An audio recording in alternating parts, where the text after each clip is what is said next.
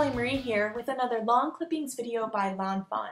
Today we're going to be making these fun, really cute tags. Right here I have a tag that I cut out with my silhouette machine, and we're going to be using chevron backdrops. You could definitely cut this tag out just with your paper trimmer or your scissors too. I just have fun using my silhouette sometimes. So right there I have the medium-sized chevron from Chevron Backdrops, and I'm using some pink chalk ink on there, some Versamagic ink. I love using chalk ink with chevron backdrops because it gives it a really soft look and it really looks like a pattern paper that way.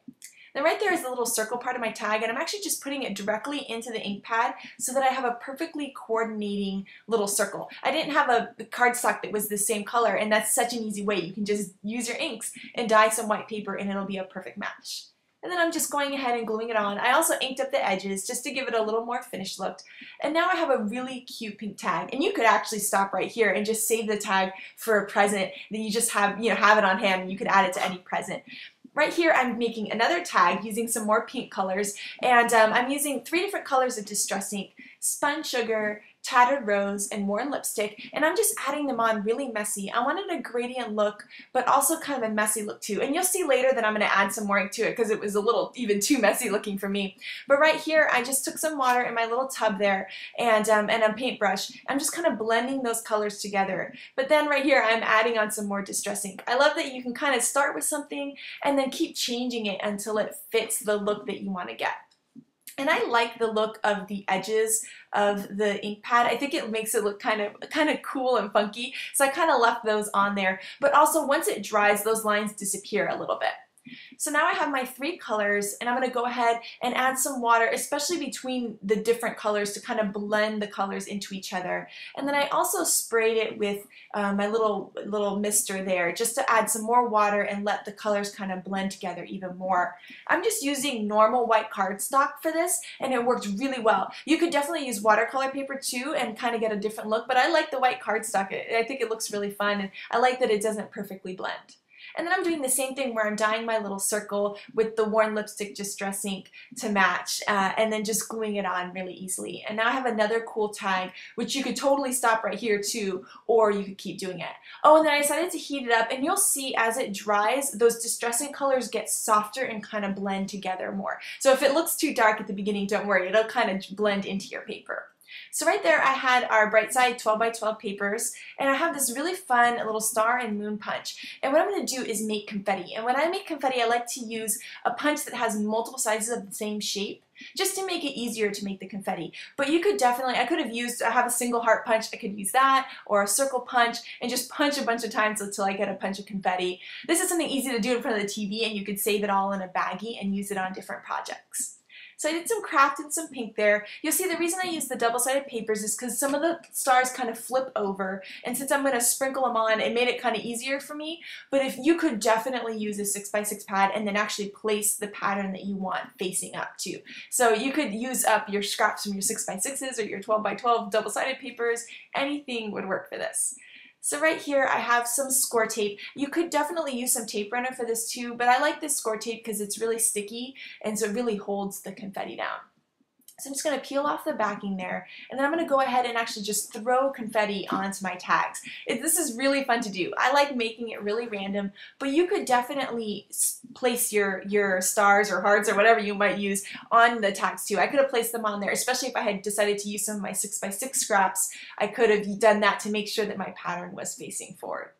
And so what I like to do is I put the stars on, kind of push them into the adhesive, and then tap it off so the stars fall off, and then just keep repeating that until all of my adhesive is covered with this really cute confetti.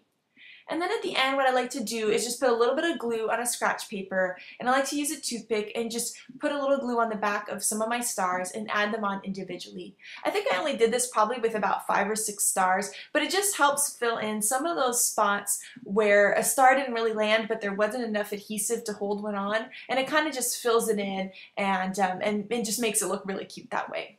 Here are our alphabet cardstock stickers. I love these things.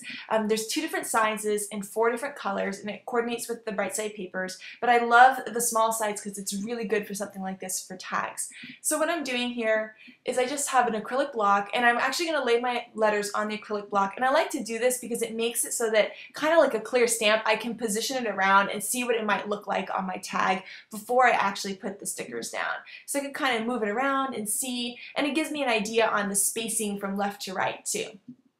So there's my sparkle sentiment, and I thought it would be cute with the stars. The idea for these tags is to put it with some jewelry. I think it'd be really cute for like a bridal shower or something like that, with a little jewelry, little gift, and you could tie it on there. I think that would be adorable. So I stamped a U that was actually cut out from My Silly Valentine. I just cut out the U from one of the stamps and just stamped that part on there. And then that's a little butterfly that I had done in one of the previous watercolor videos. I had saved it, and it was perfect for my tag there. So I stamped another U out from that I cut from My Silly Valentine. And then right here I have this really cute punch by Jenny Bolin, and I'm just cutting out some of these little gray pennant shapes. They're actually meant to be the ribbons on an award ribbon, but I thought they would look really cute as a banner. So I just put those on there, and that's why I originally bought this punch too. And so I'm just adding glue, and I added one more little pennant there just because I like the idea of the banner kind of hanging off the side of my tag. And so next I'm going to do this really fun thing. I hadn't done this technique for 2 years, and I don't know why it popped into my head, and I forgot how much I like to do it.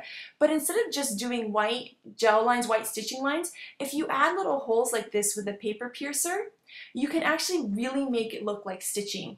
And because, well, one, I'm not the best with my sewing machine, and I was being kind of lazy and I didn't feel like getting it out, I just did some holes there, and then I'm using my white gel pen and I'm connecting the holes with the white gel pen, and it really looks like some messy stitching on this tag. I think it looks really cute. So it's a really fun way to get that stitching look without having to use a sewing machine. Right here I have some of the lawn trimmings cord, and I'm just going to use that on my tag so that it's ready to tie on to any little present. So I'm just putting that through there. I also did some of the natural color for the other tag. I just didn't get it on video. But I just think that twine looks really cute, and now it's just perfect and ready to add to any gift or party favor. So thank you so much for watching, and I hope you guys have an amazing and sparkly day. Bye!